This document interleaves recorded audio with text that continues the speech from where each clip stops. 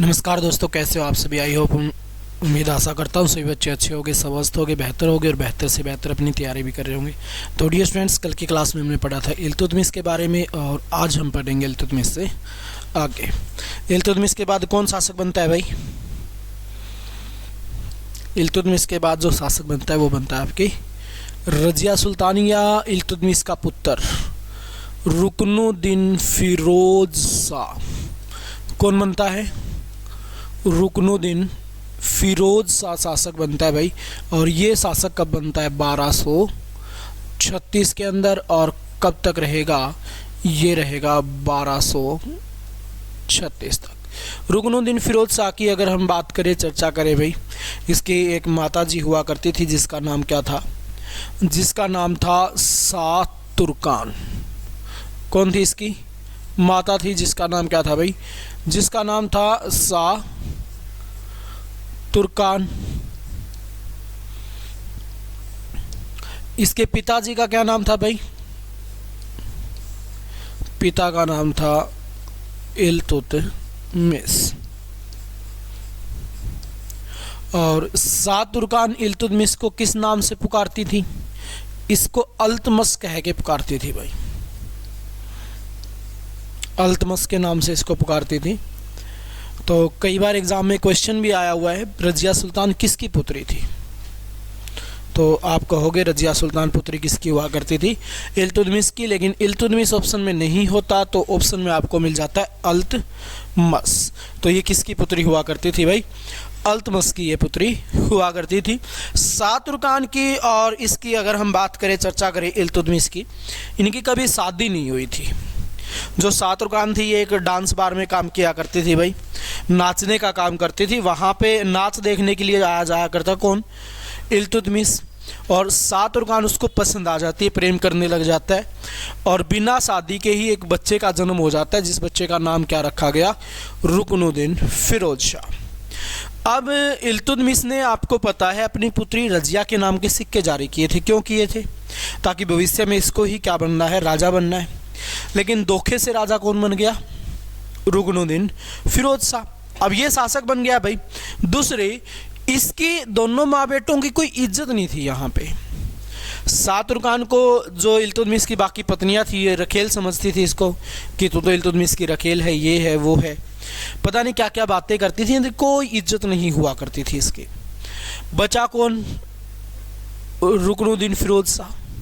इसको भी कहते थे तू तो एक रखेल का पुत्र है, फलाना दिखताना, पता नहीं किसका कौन बाप होगा, तेरे कितने बाप होंगे, इस प्रकार की बातें करते थे। लेकिन आज बन गया ये राजा। अब क्या करेगा? सबका जाएगा बाजा, किसी को नहीं छोड़ेगा कि बहुत तंग किया हूँ आप लोगों ने, अब बदला लूँगा गिन गिन के। शाह तुर्कान भी बदला लेगी। शाह तुर्कान किससे बदला लेगी? इल्तुतमिश की पत्नियों से बदला लेगी कि अब देखूंगे सबको, मेरा बेटा राजा बन गया। रुकनुद्दीन फिरोज शाह जनता पे भी अत्याचार करता, क्योंकि जनता भी इनकी इज्जत नहीं करती। तो इन्होंने अत्याचार करना स्टार्ट कर दिया। इसी बीच जो रजिया सुल्तान है ये क्या करे बेचारी? शासक इसको बनना था, धोखे से बन गया कौन?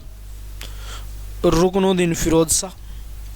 अब रजिया सुल्तान क्या करे? ये किसके पास जाए सहायता के लिए? ये सहायता के लिए जाएगी जनता के पास।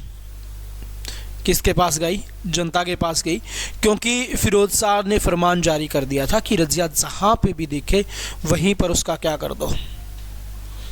मार दो उसको, खेल खत्म कर दो, उसकी हत्या कर दो। तो इसको मारने का फरमान जारी कर रखा है भाई।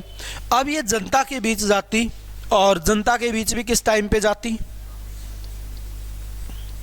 शाम के समय जाती। लाल वस्त्र पहन के जाती।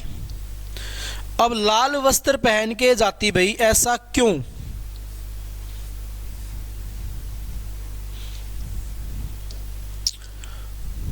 लाल वस्त्र ही क्यों पहन के जाती? बताओ।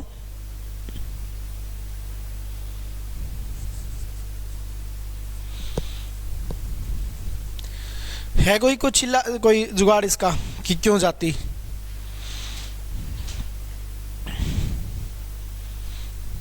क्योंकि लाल वस्त्र पहनने वाली प्रथा शुरू की गई थी किसके द्वारा? इल्तुतमिश के द्वारा कि किसी को भी न्याय चाहिए तो वो लाल वस्त्र पहने, तो लाल वस्त्र जैसे ही पहनेगा तो पता चल जाएगा भाई इसको न्याय की ज़रूरत है और मैं उसके साथ क्या करूँगा, न्याय करूँगा। ये बात कहता है कौन, इल्तुतमिश। अब ये न्याय की गुहार लगाने के लिए किसके पास जाती है, जनता के पास। दरबार में तो जा नहीं सकती है, जनता के पास जाएगी। तो एक दिन जनता क्या होती है, इकट्ठी होती है और इकट्ठी होकर जनता दावा बोल देती है किस पे, महल पे। किस पे दावा बोल दिया भाई, महल पे दावा बोल दिया इन्होंने, महल पे अटैक कर दिया। इधर हम यहाँ पे बात करें, चर्चा करें तो जो फिरोज शाह और शाह तुर्कान है, इन दोनों को क्या कर लिया जाता है भाई, कैद कर लिया जाता है। और इन दोनों को कैद करके कहाँ पे रखा गया, कैद खाने में डाल दिया और वहीं पर इनको क्या कर दी, फांसी की सजा दे दी। और फिर सुल्तान बना दिया किसको, रजिया सुल्तान को। पहली और आखिरी मुस्लिम महिला शासिका कौन कहलाई, ये कहलाई रजिया सुल्तान। अब राज करेगी कौन, रजिया सुल्तान। पहली और आखिरी मुस्लिम महिला शासक है ये रजिया सुल्तान। और पहली शासक या पहला शासक दिल्ली सल्तनत का जिसको क्या किया था, जनता ने गद्दी पे बैठाया था भाई। इसके पहले या इसके बाद किसी को जनता ने गद्दी पे नहीं बैठाया। तो अब रजिया सुल्तान शासन करेगी कब से कब तक, 1236 से लेकर 1240 तक क्या करेगी भाई, रजिया सुल्तान करेगी रोल। अब रजिया सुल्तान यहाँ पे राज करेगी। इस रजिया सुल्तान की अगर हम बात करें, इसकी अगर हम चर्चा करें रजिया सुल्तान की, तो ये रजिया सुल्तान है जो जनता ने गद्दी पे बैठाया, पहली और आखिरी, पहली और आखिरी मुस्लिम महिला शासक, मुस्लिम महिला शासक। पहली और आखिरी मुस्लिम महिला शासक कौन है भाई, ये है रजिया सुल्तान। अब इसकी अगर हम बात करें, पहली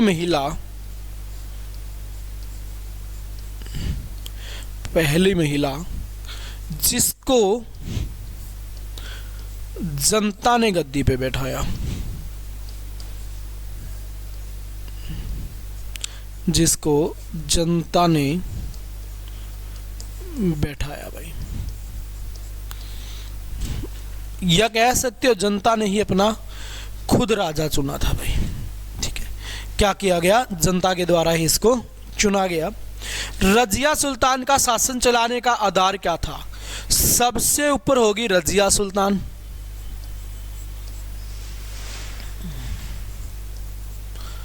इसके नीचे कौन काम करेगा भाई, अमीर आखुर,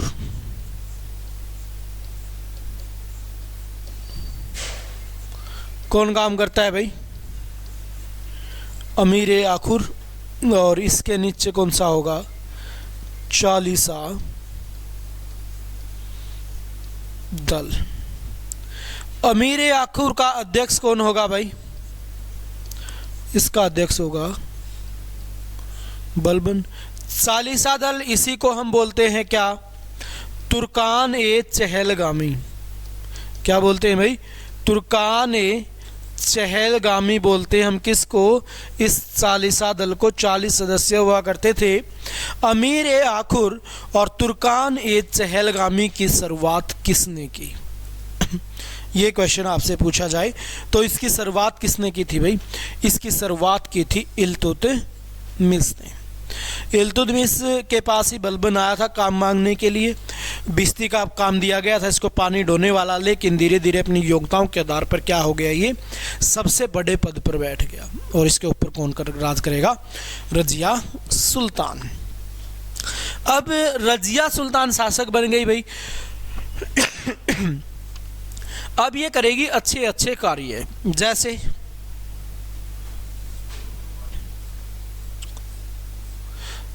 स्कूल निर्माण, स्कूल इसने बनवाए भाई। कॉलेज इसने बनवाए भाई, लाइब्रेरी इसने बनवाई, सड़कें इसने बनवाई, पीने के पानी के कुएं इसने बनवाए। यानी कि कह सकते हो जनता के लिए बहुत सारे कार्य किए इसने। अब जनता ने गद्दी पे बैठाया था तो जाहिर बात है जनता के लिए तो कार्य करेगी ही करेगी। जनता के लिए कार्य किए इसने, स्कूल बनवा दिए, कॉलेज बनवा दिए, लाइब्रेरी, सड़कें, सब कुछ तो इसने बनवा दिया। काफ़ी सारे निर्माण कार्य इसने कार्य करवाए भाई। अब ये आराम से शांति प्रिय तरीके से शासन कर रही है, लेकिन इसके सामने भी कुछ चुनौतियां आ जाती हैं। और चुनौतियां किसकी भाई? एक तो रजिया सुल्तान के भाई, वो रजिया को परेशान करते हैं, और दूसरा कौन सा? तुर्काने चहलगामी।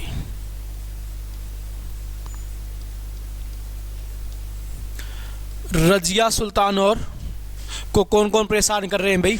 एक तो रजिया सुल्तान के भाई और दूसरा तुर्काने चहलगामी। ये रजिया सुल्तान के भाई इसलिए इसको तंग कर रहे हैं, इनका कहना है कि भाइयों के होते हुए बहन गद्दी पे कैसे बैठी। बहन को गद्दी पे नहीं बैठना चाहिए था, बहन योग्य नहीं है, हालांकि योग्य वो खुद नहीं थे।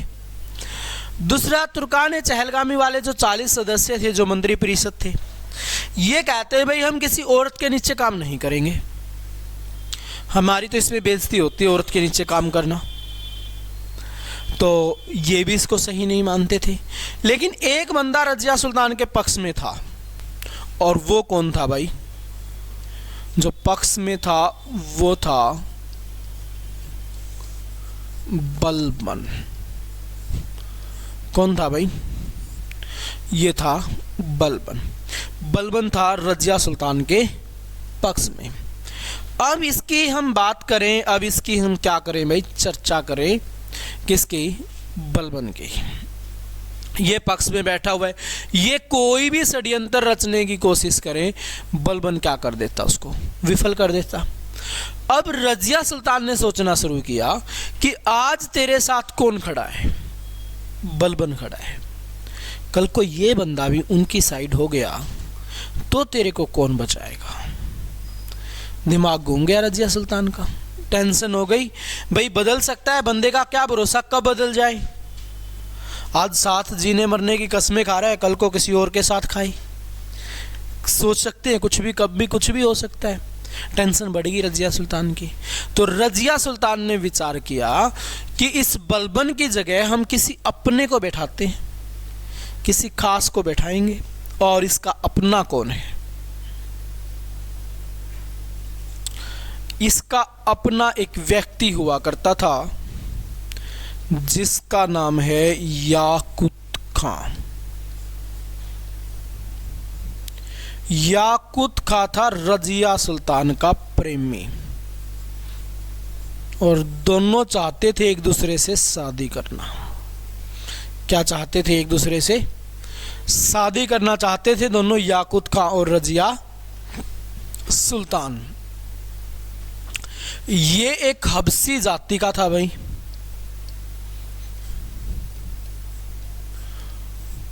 हबसी जाति का था ये बंदा। अब ये शादी करना चाहते थे याकुत खां और रजिया सुल्तान। हालांकि सारे इसके खिलाफ थे कि भाई ये कहाँ पे जाके शादी कर रही है, इसको ऐसा नहीं करना चाहिए था। याकुत खां को लेके कौन आया था? आया कहाँ से याकुत खां? याकुत खां को लेके आया था इल्तुतमिश। क्या सोच के लेके आया इल्तुतमिश? कि शादी करवानी है, या किसी और काम के लिए लेके आया होगा। अब इल्तुतमिश को पता था भाई मेरे जो पुत्र है ना वो तो रहे निकम्मे, बिल्कुल भी काम के नहीं है, निठल्ले, कामचोर, नालायक, फलाना दिक्ताना, सारे के सारे शब्द यूज होते थे। लेकिन मेरी पुत्री है योग्य है। अब पुत्री योग्य है, लेकिन शिक्षा तो उसको भी देनी पड़ेगी, युद्ध कलाएं वगैरह तो उसको भी सिखानी पड़ेगी, नहीं तो बात नहीं बनेगी। तो युद्ध कलाएं सिखाने के लिए लेके आता है किसको? याकुत खां को। और ऐसी युद्ध कला सिखाई कि रजिया सुल्तान इसकी दीवानी हो गई, इससे करने लगी प्रेम। सभी नाराज घर वाले, लेकिन रजिया बोली जी नहीं, शादी करूं तो इसी से करूं। ऊपर से सुल्तान रह गई, किसी की हिम्मत भी नहीं है कुछ करने की, तो चुपचाप बेचारे बस बैठे रहते घर वाले, ज़्यादा बोलते नहीं कुछ भी। तो अब बलबन को उतार दिया गद्दी से और किसको बैठा दिया, याकूत खां को। बलबन ने इतनी शिद्दत से सेवा की, इतना बड़ा देश प्रेमी था, सुल्तान के लिए जान ले भी सकता था और दे भी सकता था, लेकिन इसी के साथ क्या हो गया, धोखा हो गया। तो बलबन चुप बैठेगा, हो ही नहीं सकता, चुप कैसे बैठे बेचारा। तो ये चुप नहीं बैठने वाला भाई बलबन। अब बलबन करे तो क्या करे, बलबन हो गया विपक्ष में चला गया भाई। तुर्कान चहलगामी के पास गया कि जी मेरे गले नूनू बन गई, तो आपने तो बेरो ही है, ये जाते ही बोले और कर ले त्रिभुआ की सहायता, पड़ी ना आज फिर जाऊंगा उड़े। पहले ही समझावा थे भाई आजा, लेकिन नहीं, मानना तो नहीं। अब इन्होंने भी इसको नकार दिया। अब बलबन कहाँ पे जाए, बलबन गया भाई किसके पास, अल्तुनिया के पास गया। किसके पास गया ये बलबन गया भाई अल्तुनिया के पास। अब बलबन जैसे ही अल्तुनिया के पास पहुंचा, अल्तुनिया कौन था, अल्तुनिया था बठिंडा का सूबेदार। बठिंडा कहाँ पे पड़ता है, पंजाब में। बठिंडा का सूबेदार था, सूबेदार के पास पहुंचा, बोला सूबेदार साहब बिला की हाल है तोड़ो, बोला जी अपना हाल बढ़िया आप बताओ, बोला तेरे हाल बिगड़ने वाला है, अभी तो बढ़िया है। बोला मेरा हाल कैसे बिगड़ने वाला है, बोला वो तेरी बचपन की प्रेमिका रजिया सुल्तान शादी करने वाली है। बोला किस तरह करना है, बोला याकूत खां से करेगी, कभी भी हो सकती है। अब याकूत खां से ये शादी करने वाली है रजिया सुल्तान, इस बात का पता चल गया किसको, अल्तुनिया को। बचपन के प्रेमी को पता चल गया। अब बचपन का प्रेमी क्या करे, विद्रोह तो करेगा, जोल तो करेगा, लेकिन ये बठिंडा का सूबेदार बना कैसे, बात ये भी आती है इसको सूबेदार बना किसने दिया। ये तो ऐसे ही था, कोई भी नहीं था, कोई वंश नहीं था इसका, राजवंश से नहीं था, कोई संबंध नहीं था, उसके बावजूद भी इसको बठिंडा का सूबेदार बना दिया। ऐसा क्यों, प्रेम में बहुत ताकत होती है भाई, इसी ने बनाया, दूसरा कौन बनाएगा। अब इसका प्रेमी था बचपन का प्रेमी अल्तुनिया, और बचपन में ही खेल खेल में वादा कर दिया था रजिया सुल्तान ने कि हम जब भी जवां होंगे शादी कर लेंगे जी। अब शादी का वादा कर रखा है अल्तुनिया को, रजिया सुल्तान होगी जवां। अब जैसे ही जवान हुए ये, तो टाइम आ गया भाई शादी करने का, वादा तो पूरा करना पड़ेगा। लेकिन जैसे ही टाइम आया शादी करने का, जवानी में रजिया सुल्तान को प्रेम हो गया याकूत खां से। अब रजिया सुल्तान शादी किससे करे, याकूत खां से, अल्तुनिया से।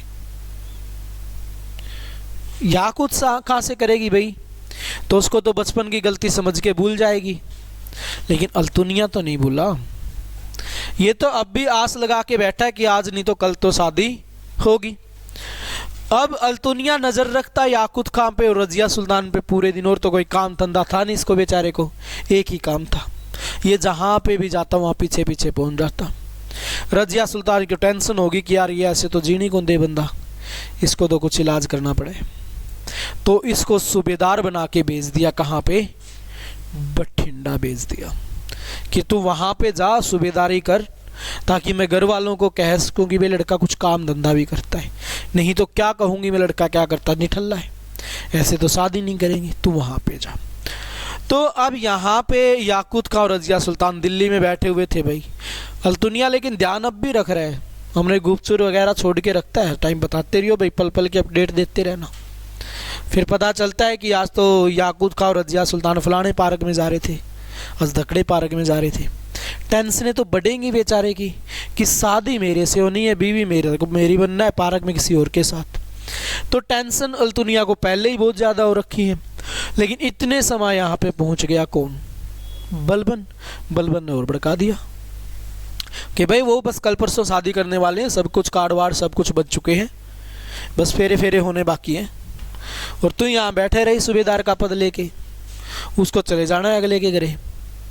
तो अब इसने जैसे ही ये बात सुनी तो अल्तुनिया ने क्या कर दिया? विद्रोह कर दिया रजिया सुल्तान का। कहाँ पे? बठिंडा के अंदर। अब अल्तुनिया का विद्रोह का दमन कौन करे? रजिया सुल्तान करेगी, लेकिन रजिया सुल्तान साथ में ले आई याकूत खां को। रजिया सुल्तान को ये था कि मैं जाऊंगी अल्तुनिया के पास, अल्तुनिया को समझाऊंगी, दो मीठी मीठी बातें करूंगी, अल्तुनिया मान जाएगा। लेकिन अब की बार इसने गलती कर दी। गलती क्या कर दी? साथ में लेगी याकूत खां को, सबसे बड़ा दुश्मन रजिया इसका अल्तुनिया का। तो जैसे इसको देखता है, इसकी क्या कर देता है? हत्या कर देता है। अब रजिया के प्रेमी की हत्या कर दी तो रजिया चुप बैठेगी? चुप बैठी नहीं, तो रजिया को क्या कर लिया भाई? रजिया को कैद कर लिया, कैद खाने में डाल दिया और बोला रजिया बताओ मेरे से कब शादी कर रहे हो? रजिया बोली मर जाऊंगी पर तेरे से शादी नहीं करूंगी। साफ मना कर दिया रजिया सुल्तान ने। अब रजिया सुल्तान ने मना कर दिया तो क्या करे? अब कुछ नहीं कर सकता। क्यों भाई? मैं कहते ना कोशिश करने वालों की कभी हार नहीं होती, डर के आगे जीत है। तो हर रोज कोशिश करेगा भाई, सुबह सुबह खाना बनाता बड़ा अच्छा अपने हाथों से खिला के आता और बड़े प्यार से पूछता क्या जी आप हमसे शादी करोगे? रजिया बड़े प्यार से मना कर दी, ना जी मैं ना करूं। बड़ी समस्या है भाई। तो हर रोज यही चलता रहा, कई दिन निकल गए। अब काफी समय यहाँ पे जब बीत गया तो बात आ गई 1240 की। 1240 में दिल्ली के सिंहासन पर बैठ चुका है कौन? बहराम शाह। ये बैठ गया दिल्ली के सिंहासन पर भाई। रजिया का भाई बैठ गया पलाथी लगा के कि रजिया की तो रैंद कट गई, उसको तो आना नहीं है। ये बन गया शासक। बनाया किसने? बलबन ने। कूटनीति सारी बलबन की चल रही है अब, क्योंकि बलबन ने फैसला कर लिया भाई ऐसे तो कैसे कोई ना कोई मेरे को जीने नहीं देगा, अब मेरे को राजा बनना है। राजा बनने की सोच रखी है इसने, लेकिन राजा ये अभी बन नहीं सकता क्योंकि वंशवाद शुरू है। वंशवाद किसने शुरू किया था? इल्तुतमिश ने। इसने कहा कि मैं अगर अभी राजा बन गया तो वंशवाद समाप्त हो जाएगा और मेरा राजा के द्वारा शुरू किया गया उसको मैं समाप्त नहीं कर सकता। वंशवाद को भी समाप्त नहीं करना, राजा भी बनना, तो कैसे पॉसिबल है कि वंशवाद ना समाप्त करो, वंश को समाप्त कर दो, फिर तो कोई ऑप्शन ही नहीं बचेगा। तो उस नीति पे चल पड़ा। अब तो बहराम शाह बैठ गया गद्दी पे।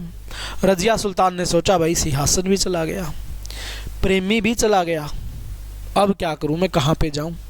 ये अल्तुनिया और क्या पता शादी करने से मना करते, फिर क्या करूंगी? तो इसने विचार कर लिया कि कल आने दे उसको सुबह सुबह, वो जिक्र करे उससे पहले मैं शादी की हाँ कर दूंगी। तो अगले दिन अल्तुनिया आया और खाना वाना लेके खाना खिलाया और रजिया बोली जी बस अब कुछ मत कहना, मैं आपसे शादी करना चाहती हूँ। मेरी आंखें खुल गई, मेरे को समझ में आ गया तू मेरे से कितना प्रेम करता है, मैं तो नादान थी, भूल गई थी। तो अब रजिया सुल्तान और अल्तुनिया की हो गई शादी भाई। और शादी कब हुई? 1240 के अंदर। और दोनों निकल पड़े बठिंडा से। किसके लिए? दिल्ली के लिए। दिल्ली पहुंचे, बहराम शाह को गद्दी पे बैठा हुआ देखा तो रजिया सुल्तान बोले कि भाई साहब हम आ चुके हैं, आप उतरो गद्दी से और एक चेयर साइड में और लगा दो, साइड में तेरे जीजा जी भी बैठेंगे। अब बहराम शाह की तो टेंशनें बढ़ गई भाई कि एक कम थी, एक और ले आई साथ में। तो बहराम शाह क्या करता? बहराम शाह सैनिक लगा देता है पीछे। अब अल्तुनिया और रजिया सुल्तान दोनों को क्या करना पड़ता है? यहाँ से भागना पड़ता है। ये दोनों जाके छिप जाते हैं कहाँ पे? जंगलों में भाई। जंगलों में छिप के इन्होंने अपनी जान बचा ली बेचारों ने। और जंगलों से बाहर निकले कहाँ पे? ये कैथल में भाई। और कब की बात है? 13 अक्टूबर 1240 की। कब की बात है भाई? 13 अक्टूबर 1240 की बात है।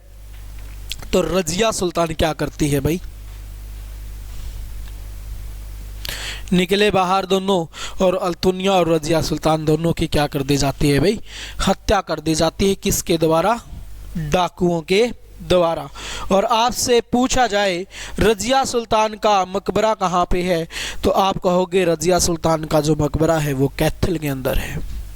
कहाँ पे है रजिया सुल्तान का मकबरा भाई, रजिया सुल्तान का मकबरा है कैथल में। क्लियर यहाँ तक? यहाँ तक कोई श्रद्धा हो आप लोगों की, कोई असीम इच्छाएं हो, कुछ पूछना चाह रहे हो तो पूछ सकते हो भाई।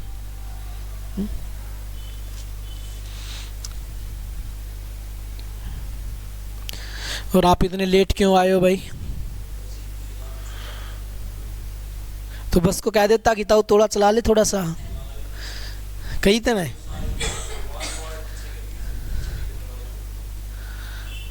तो पास वाले बैठते हैं तो बस आराम से चलती है।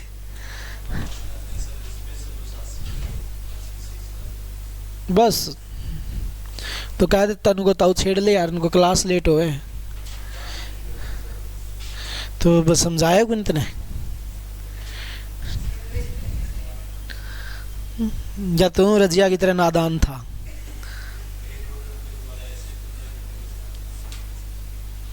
तो उसको समझा, तू एग्जाम्पल दे उनको, देख तू दिन कर उनको, वो तेरे याद कर जवानी वाले दिन तूने बहुत भगाई होगी, आज फिर भगा उनको।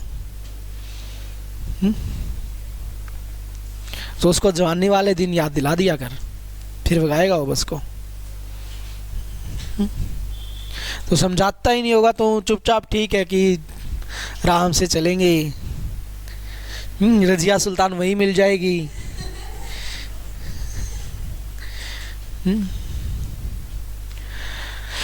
चलो भाई, अब शासक कौन बन गया? बहराम साहब क्या बन गया? शासक बन गया भाई। अब बहराम शाह शासक बन गया। बहराम शाह के बाद कौन बनता है भाई?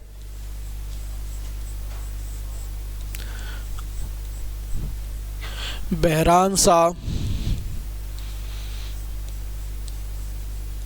मसूद शाह और महमूद शाह। कब से कब तक? 1240 से 1242 तक।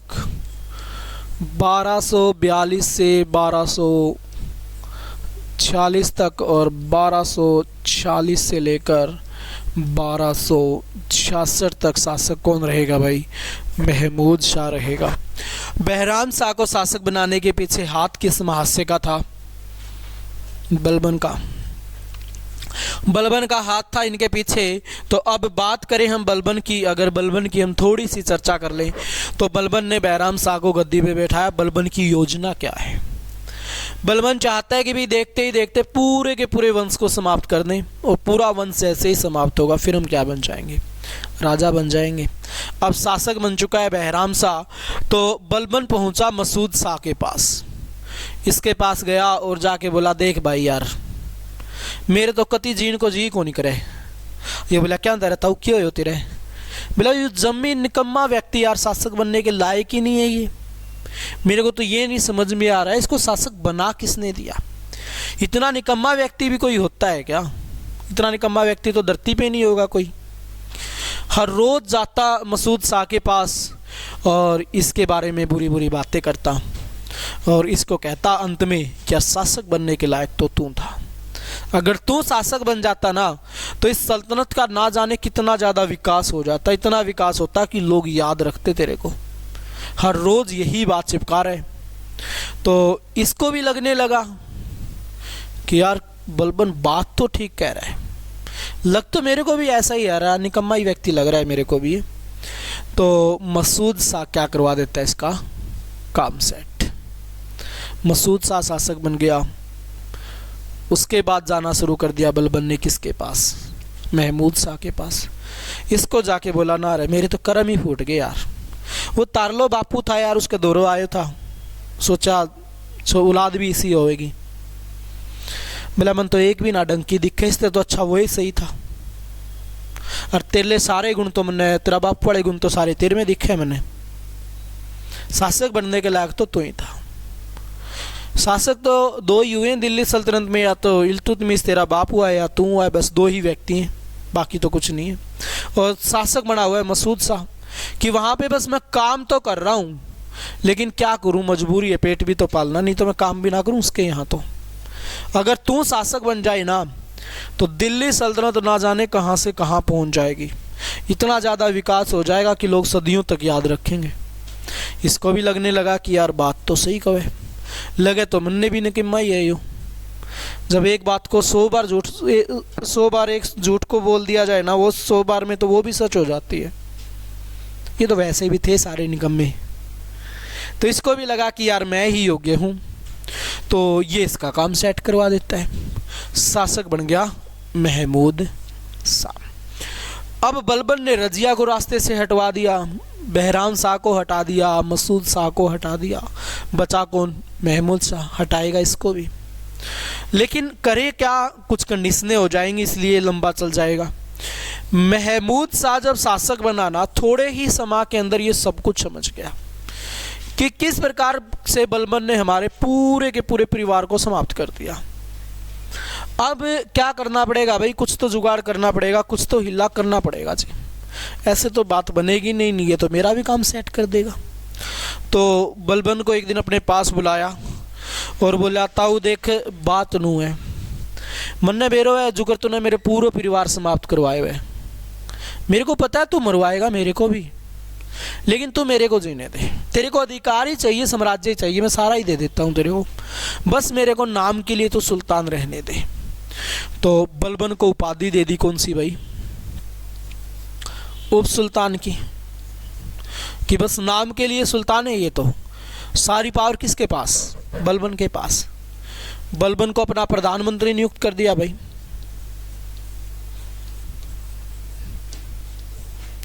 बलबन को अपना मुख्य वजीर बना लिया, यानी कि सारी की सारी पावर किसके पास, बलबन के पास। उल्ग खां की उपाधि दे दी, सर्वश्रेष्ठ व्यक्तियों में गिनती बलबन की,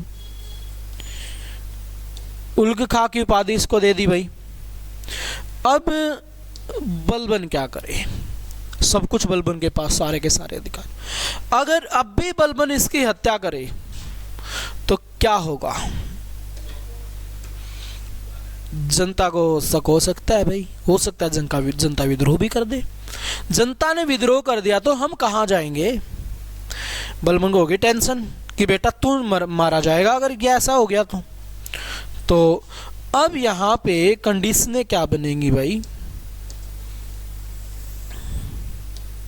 कंडीशन ये बनेगी, बलबन करेगा वेट सही समय आने का, कि सही समय आने पर इसका काम सेट करेंगे, अभी तो क्या है जो भी चल रहा है चलने दो। 20 साल तभी निकल गए। तो बलबन की एक पुत्री हुआ करती थी भाई,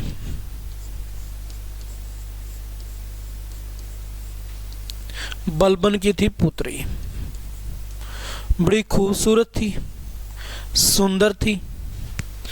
तो जो सुल्तान हुआ करता था उनको ये लगता था कि बस जो सुंदर चीज़ है वो हमारी है।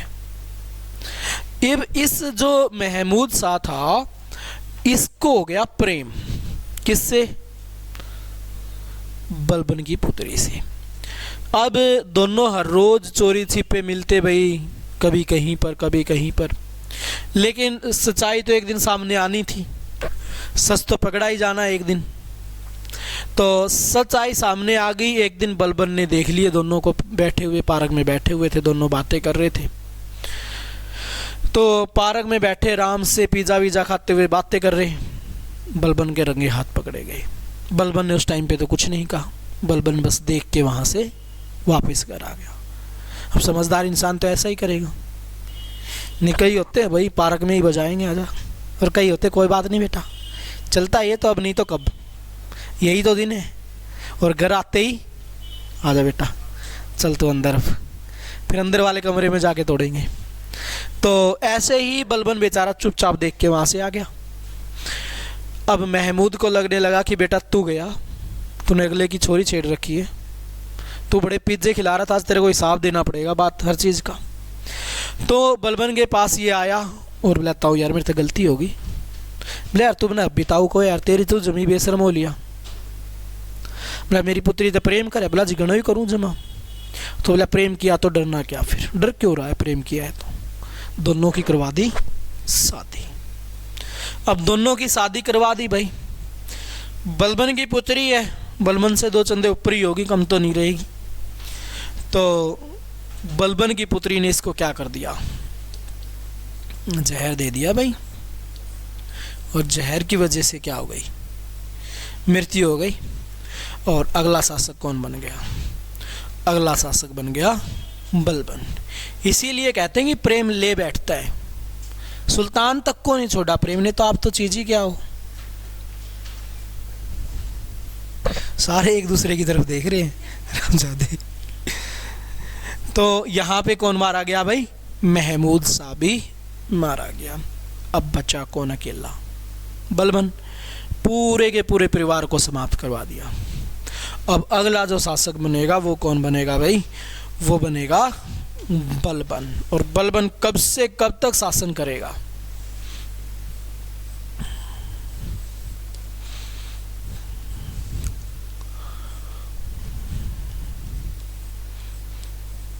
(1266 से लेकर 1287 तक शासक रहेगा कौन, बलबन भाई। इसकी अगर हम बात करें, इसकी हम क्या करें भाई, इसकी करें चर्चा। अब इस पे थोड़ी सी बहस की जाए। बलबन पे शासक बन गया, शासक बनने के बाद क्या क्या कारनामे किए इसने। सबसे पहले तुर्कान ए चहलगामी का अंत। ऐसा क्यों किया इसने,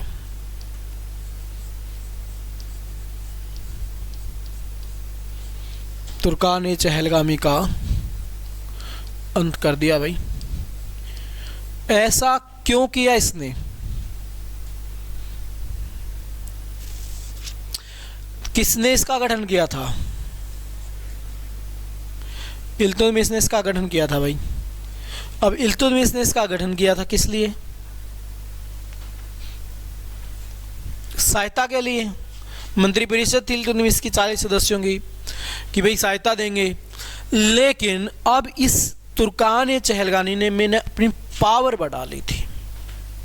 ये क्या करते थे, अब सुल्तान के खिलाफ भी फैसला ले लेते थे। अब सुल्तान के खिलाफ फैसला ले सकते हैं, विद्रोह कर सकते हैं, सुल्तान को गद्दी से उतार भी सकते हैं। इतनी ज़्यादा पावर बढ़ा ली इन्होंने। तो बलबन क्या करेगा, सबसे पहले इनको ही देखेगा कि ये बीच में आके काम खराब ना कर दे, इसलिए पहले क्या करो, इन्हीं का गेम बजा दो। तो इनका अंत कर दिया। इसी तुर्कान ए चहलगामी के अंदर शामिल था बलबन का भाई, जो इसके अध्यक्ष के पद पे बैठा हुआ था। अब इस भाई का क्या करे बलबन, उड़ा दिया। बहुत क्रूर तरीके से हत्या की थी बलबन ने। इसको बिल्कुल तड़फा तड़फा के मारा था बीच चौराहे पर। इतना ज़्यादा तड़फा के मारा था कि कहा जाता है कि वहाँ पे जब जनता देख रही थी ना, उनकी आंखों में भी आंसू आने लगे थे। ऐसा क्यों किया बलबन ने, डर पैदा करने के लिए कि सभी के दिलों में यह जाए कि बलबन ने जब अपने भाई को इतने क्रूर तरीके से मारा है ना, तो ये हमारे साथ कैसा सलूक करेगा। अब हुआ क्या, बलबन जब शासक बना उस टाइम पे सुल्तान की कोई इज्जत नहीं थी। अब हिंदुस्तान का राजा और पूछे ना गले का कुत्ता भी, तो समस्या है। तो भारी समस्या हो रखी है, कोई इज्जत नहीं करता। अब जैसे हमारे राजा हैं, दिल से कोई इज्जत नहीं करता, क्योंकि इज्जत वाले काम ही नहीं कर रखे। लेकिन ठीक है भाई, चल रहा है, एक पद की गरिमा है, आदमी की कोई वैल्यू नहीं है। तो ऐसे ही बलबन के साथ हो रहा है भाई। डरना पड़ रहा है लोगों को, लेकिन इज्जत नहीं करते। और कई तो ऐसे हैं कि गली से गुजर जाए, नमस्ते तक ना करें। बलबन को होगी बड़ी बुरा हाल बलबन का भाई कि यार या तो दशा बड़ी खराब हो रखी है। तो बलबन ने क्या किया, सिजदा और पाबोस, सिजदा और पाबोस नामक प्रथा शुरू कर दी। सिजदा का मतलब होता है सिर झुका के प्रणाम करना, पाबोस का मतलब होता है पेट के बल आना और सुल्तान के पांव का अंगूठा चूमना। इसने कहा कि भाई मेरे दरबार में जो भी आएगा, चाहे वो मंत्री हो चाहे वो संतरी हो, कोई भी हो, दरवाजे से ही क्या करेगा, प्रणाम करेगा सिर झुका के। जैसे मंदिरों वगैरह में जाते हैं, बाहर से ही हेलो हाय बोल देते हैं। फिर बहुत सारे श्रद्धालु आपने ऐसे देखे होंगे जो पेट के बल जाएंगे और जो भी देव देवता को पूछते हैं क्या करेंगे, उसको जाके पाँव को, कदमों को चूमते हैं। मंदिरों में जाते हो तो नहीं जाते तो जाया करो, देखने को मिलेंगी ऐसी ऐसी चीज़ें, ठीक है। तो सिजदा और पावो, सिर झुका के प्रणाम करना, पेट के बल जाना और सुल्तान के पाँव का अंगूठा चूमना। प्रथा लागू कर दी सबसे पहले अपने ही दरबार में, बड़ा जी ऐसा होगा, आज से ही नियम बना दिया। उसके बाद अपने आप को उपाधि दे दी जिले इलाही। जिले इलाही का मतलब क्या है? ईश्वर की छाया या ईश्वर का प्रतिबिंब। इसने कहा ऐसी चीजें तो कहाँ पे होती हैं? मंदिरों में होती हैं भाई, मस्जिदों में होती हैं। ऐसे तो हम क्या करते हैं, ईश्वर को प्रणाम करते हैं, भगवान को प्रणाम करते हैं, अल्लाह को प्रणाम करते हैं, और ऐसे ही आप लोग मेरे को प्रणाम कर रहे हो, इसलिए मैं भी क्या हूँ, ईश्वर की छाया हूँ, ईश्वर का ही क्या हूँ, प्रतिबिंब हूँ। बलबन ने ही क्या किया था भाई, राजतव का सिद्धांत दिया था। राजतव का सिद्धांत होता क्या है? राजतव का सिद्धांत, आपने वो कहानी सुनी होगी, वो क्या बोलते हैं उसको, मुहावरा सुना होगा हिंदी में, जिसकी लाठी उसकी भैंस। क्या मतलब है?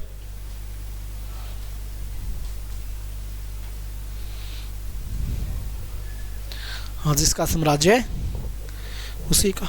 आपने वो गांव के अंदर एक बड़ी फेमस कहावत होती है कि अमीर की बहुत सारा काम की काकी, गरीब की बहुत सारा काम की भाभी। ठीक है, क्या मतलब होता है इनका? इनका मतलब यही है कि जिसके पास पावर है ना, वही है सब कुछ। तो राजतव का सिद्धांत इसने दिया। खुद बलबन कहता है कि जब मैं किसी ऐसे व्यक्ति को देखता था या गरीब व्यक्ति को देख लेता था या किसी ऐसे व्यक्ति को देखता था कि जिसके दिल में मेरे खिलाफ थोड़ी सी भी ईर्ष्या हो, मेरी तलवार अपने आप उठ जाती थी, अपने आप चलने लग जाती थी। मतलब एक तो थे गांधी जी। गांधी जी कहते थे कोई भाई एक गाल पे मारे ना, दूसरा गाल आगे कर लो, बेचारा दूसरा मार के चला जाएगा, शर्मिंदा होगे। ये कहता था कोई एक गाल पे मार देना, उसको जान से ही मार दो, ताकि कोई दूसरा भी ये बात सोच ना सके। ये था राजतव का सिद्धांत बलबन का। बलबन जब तक जिया, जब तक इसने शासन किया, सिर्फ और सिर्फ लट के दम पे शासन किया इसने। पावरफुल था, युद्ध कलाएं अच्छी थी, क्योंकि बहुत सारे राजाओं के उससे निकल चुका है, मंगोलों से भिड़ चुका है काफ़ी बार। तो मंगोल तो वैसे ही बहुत खतरनाक इंसान थे, तो उनकी युद्ध कलाएं सीख चुका था। भारतवर्ष में तो कोई हराने वाला था ही नहीं इस बंदे को, किसी की हिम्मत नहीं थी बलबन के सामने आने की। ऊपर से राजतव का सिद्धांत दे रखा है कि हमारे यहाँ कोई संधि नहीं, कोई माफीनामा नहीं, सीधा फैसला होता और फैसला सजाए मौत, इसके अलावा कुछ नहीं है। उसके बाद बलबन धार्मिक इंसान भी था। बलबन ने नौरोज उत्सव शुरू कर दिया। नौरोज उत्सव एक फारसी त्योहार था। कैसा त्योहार था भाई? ये एक फारसी त्योहार था। आपसे पूछा जाए नौरोज उत्सव शुरू किसने किया? बलबन ने। नौरोज उत्सव को बंद किसने किया? बंद किया था औरंगजेब ने। ये 1 जनवरी से 9 जनवरी तक मनाया जाता था भाई, नए वर्ष के उपलक्ष्य में बनता था। ठीक है, तो उस टाइम पे तो शायद इनकी खुद के कैलेंडर हुआ करते थे, उस हिसाब से बनाते थे। लेकिन आज जो नवरोज उत्सव बनता है वो 1 जनवरी से लेकर 9 जनवरी तक। जैसे हमारे यहाँ नवरात्रे बनाए जाते हैं, इनके यहाँ नवरोज बनाया जाता है, जिसको रोजा बोलते हैं शायद ये। तो अब इन 9 दिनों के अंदर क्या होता, कोई भी व्यक्ति ऑफिस में नहीं जाता, छुट्टी हो जाती। जैसे अब गर्मियों की छुट्टी, सर्दियों की छुट्टी हो जाएगी, ऐसे ही छुट्टी हो जाती, सारे घर रहते कि जी हमारे तो 9 रोज चल रहे हैं। औरंगजेब को ये बात पसंद नहीं आई। औरंगजेब बोला फ्री की सैलरी ले रहे 9 दिन की, बंद करो, कैंसिल करो ये प्रोग्राम इनका। 9 रोज उत्सव ही बंद कर दिया था। उसके बाद हम बात करें भाई और क्या कार्य किया इस बंदे ने। इस बंदे ने एक विभाग बनाया था भाई, और वो विभाग कौन सा था? दीवान ए विराजत। कौन सा विभाग था भाई? विराजत। ये विभाग किसका था? सेना का और वित्त का विभाग था भाई। किसका विभाग था ये? सेना का और वित्त मंत्रालय का विभाग हुआ करता था। कौन सा? दीवान ए विराजत। सेना भी इसके अंदर शामिल थी और इसके अंदर शामिल कौन था? वित्त मंत्रालय भी शामिल था। इस कारण से जो ये विभाग के मुखिया हुआ करते थे, ना तो वो अच्छे से सेना पे ध्यान दे पाए और ना ही अच्छे से किस पे ध्यान दे पाए, वो वित्त मंत्रालय पे ध्यान दे पाए। तो फिर एक नया विभाग बनाया गया भाई, दीवान ए अर्ज। स्पेशली विभाग किसका था ये? स्पेशली विभाग था ये सेना का, दीवान ए अर्ज।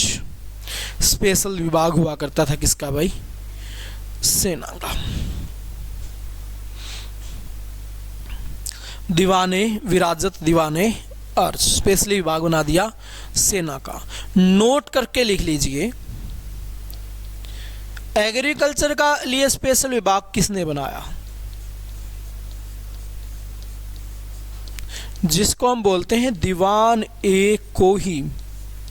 ये बनाया था मोहम्मद बिन तुगलक ने। किसने बनाया था?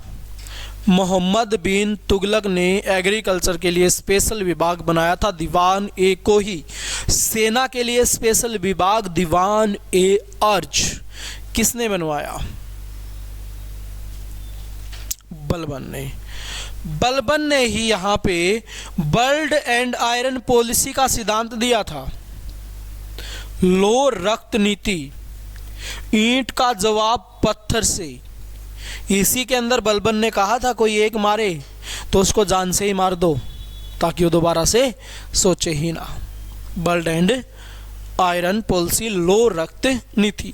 कई बार ये हिंदी में लिख देते हैं भाई, आपका वैसे तो bird and iron policy English का वर्ड है, लेकिन हिंदी में लिख के देते हैं इसको। लो रक्त नीति वहाँ पे नहीं मिलता, हिंदी में लिखा मिलेगा बर्ड एंड आयरन पॉलिसी। उसके बाद हम बात करें भाई, जो बलबन था इसने क्या किए? दुर्ग बनवाए भाई। क्या करवाए? दुर्ग निर्माण इसने करवाया। दुर्ग क्या काम आते हैं? दिल्ली के चारों ओर इन्होंने दुर्ग बना दिए।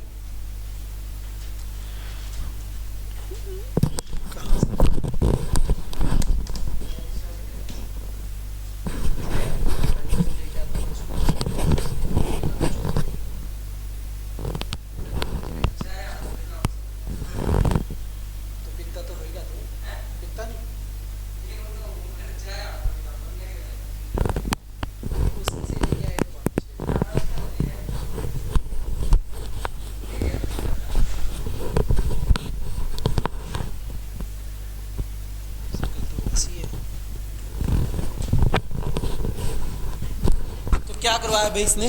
दुर्ग निर्माण कार्य करवाया। दुर्ग निर्माण कार्य क्या होता है?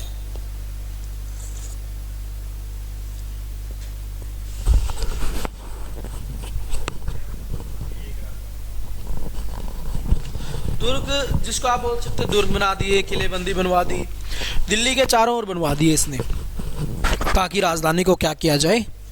सुरक्षित रखा जाए भाई। इसने दरबारों का आयोजन करवाया भाई, या फिर कह दो सेना प्रदर्शन। सैन्य प्रदर्शन इसने करवाया। इसका मतलब क्या है सैन्य प्रदर्शन का? अपनी ताकत दिखाना। स्पेशली बुलाया किसको? मंगोलों को। क्योंकि मंगोलों के अटैक किसके समय से हो रहे हैं? इल्तुतमिश के शासनकाल से ही चलता आ रहा है। इल्तुतमिश के शासनकाल में ये था, तो धीरे धीरे सारी की सारी कला क्या कर चुका है, ये सीख चुका है। अब सारी की सारी कला सीख चुका है, तो क्या करेगा ये बंदा, अब ये उनको दिखाएगा कि भाई अब हमें मत टोकना, तारली तो सीख ही रहे हैं और मारे दो पहले ही गणी थी, अब लपेट देंगे। लेकिन उसके बावजूद भी मंगोलों के अटैक हुए भाई, मंगोल अटैक उसके बावजूद भी हुए। मंगोल अटैक में मारा गया कौन,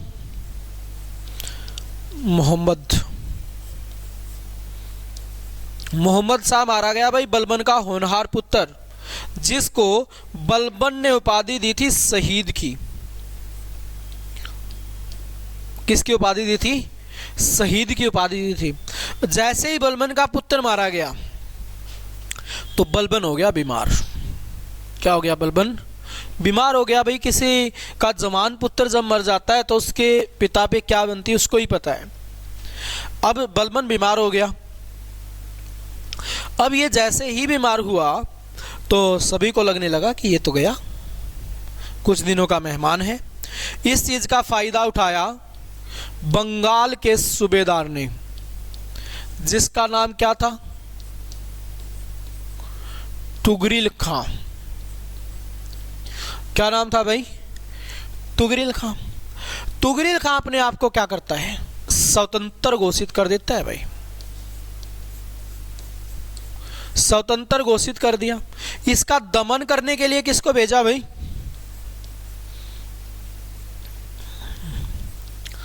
अमीर खां को। किसको भेज दिया, अमीर खां को भेज दिया भाई, किसका दमन करने के लिए, तुगरिल खां का दमन करने के लिए भेज दिया गया यहाँ पे। अब इसकी बात करें हम, इसकी हम करें चर्चा थोड़ी सी।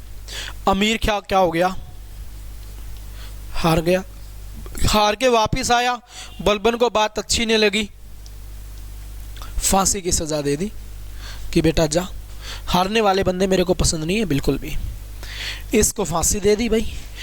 उसके बाद क्या हुआ, बलबन स्वयं जाता है तुगरिल का दमन करने के लिए, इसको गिरफ्तार करके ले आया दिल्ली, दिल्ली के चौराहे पर बैठा दिया।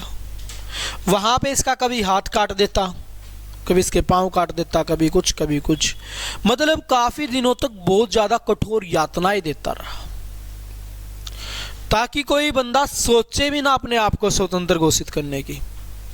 इतना डर पैदा कर दिया इस बलबन ने। बलबन ने ही मेवातियों का दमन किया भाई।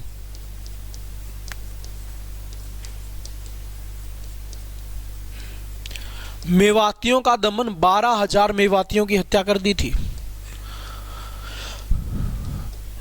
यहां पे हरियाणा के जंगलों को कटवा दिया इसने। ऐसा क्यों किया, ये मेवाती क्या करते, जैसे ही थोड़ी सी रात होते ही अटैक करते दिल्ली पे, और दिल्ली पे अटैक करके क्या करते, ये चोरी चकारी करते, वहां से लड़कियों को लेके आते और आके यहाँ पे मेवात में, और किसके पास चले जाते, जंगलों में छिप जाते। बलबन सेना भेजता, अब सेना जंगलों में जाती तो लेकिन उल्टी नहीं आती। बलबन की टेंशन नहीं बढ़ गई कि यार ऐसे तो बात नहीं बनेगी, ऐसे तो कब तक काम चलेगा। तो बलबन बड़ा परेशान हुआ, तो बोला जी ऐसे छोड़ो, एक काम करो, सारे जंगलों को ही काट दो। तो जंगलों को काटने का निर्णय ले लिया किसने, बलबन ने। बलबन ने विचार कर लिया कि सारे के सारे जंगलों को क्या कर दो, काट दो। तो आपसे क्वेश्चन पूछता है हरियाणा के जंगलों को किस शासक ने कटवाया था, तो बलबन ने कटवाया था। और फिर बलबन ने पेंशन व्यवस्था भी शुरू की थी भाई। कौन सी होती पेंशन व्यवस्था,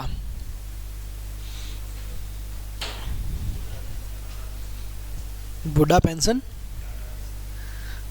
बुढ़ापा पेंशन नहीं भाई, पेंशन व्यवस्था जो सैनिकों को मिलती है, जो कर्मचारियों को मिलती है।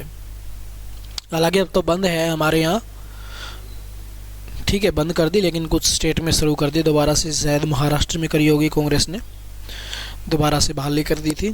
तो पेंशन व्यवस्था इसके द्वारा ही शुरू की गई थी, पेंशन देना कि रिटायरमेंट के बाद एक फिक्स अमाउंट जैसे आज भी मिलता है फौजियों को, तो ठीक है 2005 के बाद वालों को बंद की गई थी वो सारी, उससे पहले वालों को तो मिलती थी। तो पेंशन व्यवस्था भी इसने ही शुरू की थी। 1287 में मर गया बेचारा भाई, अल्लाह को प्यारा हो गया। 2 मिनट के लिए इसके लिए आप लोगों को मौन व्रत रखना चाहिए। इतना महान व्यक्ति आप लोगों को छोड़ के चला गया, हमारे बीच नहीं रहा। इसके बाद इसके पोते शासक बनते हैं भाई। इसके बाद शासक बना केकुबात 1287 से लेकर 1290 तक। उसके बाद बना क्यूमर्स, दोनों ही निकम्मे भाई। क्यूमर्स अपने भाई की हत्या करके गद्दी पे बैठा। इसका सेनापति जलालुद्दीन खिलजी। अब जो ये जलालुद्दीन खिलजी है भाई, ये क्यूमर्स की हत्या कर देता और गद्दी पे बैठ जाता और खिलजी वंश की नींव रख देता है 1290 में। और फिर खिलजी वंश चलता है कब तक? 1320 तक। ये आपका छोटा सा गुलाम वंश। अब इसको अच्छे से पढ़ के आना, तुम्हारा राम भला करेगा। नहीं पढ़ के आओगे तो भी वो तो भला करेगा ही बेचारा, और क्या कर सकता है।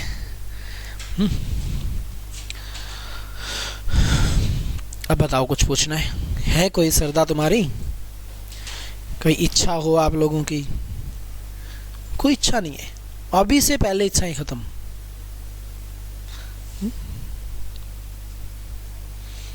अभी तक तो बलबन की नहीं खत्म हुई थी इच्छाएं, आप लोगों की कैसे हो गई भाई? तो चलो कल की क्लास में पढ़ेंगे हम खिलजी वंश के बारे में। गुलाम वंश हुआ आपका कंप्लीट।